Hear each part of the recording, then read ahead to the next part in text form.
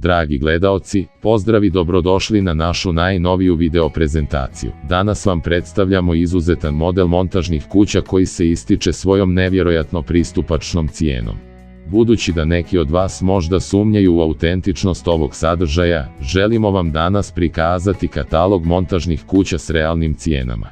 Prije nego što započnemo s recenzijom, ne zaboravite da se pretplatite na naš kanal i uključite zvono za notifikaciju.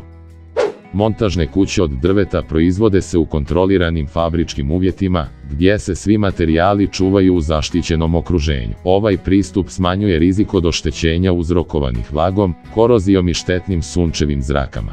Na sljedećoj slici možete vidjeti dio kataloga s iznimno povoljnim cijenama kuća. Kontakt informacije, odnosno web stranicu koja vrši proizvodnju ovakvih kuća, možete pronaći u opisu našeg videa.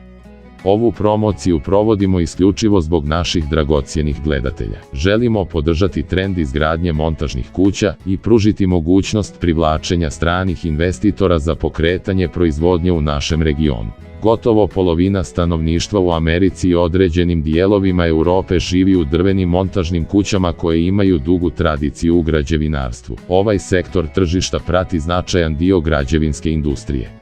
Kuće različitih veličina, od nekoliko stotina kvadratnih metara, mogu se brzo izgraditi u roku od manje od mjesec dana i to po vrlo pristupačnim cijenama, od temelja do krova. Takve kuće su atraktivne, zdrave i udobne za život. Osim drvenih kuća od hrastovog ili četinarskog drveta, dostupne su i drvene kuće od lameliranih greda. Unutar kuće postavlja se sloj termoizolacije i drvena završna obrada, dok se vani postavlja klasična fasada s termoizolacijom. Ako vam se svidjela ova recenzija, molimo vas da ostavite svoj komentar i da lajkujete video. Ne zaboravite da posjetite i ostale recenzije montažnih kuća na našem kanalu.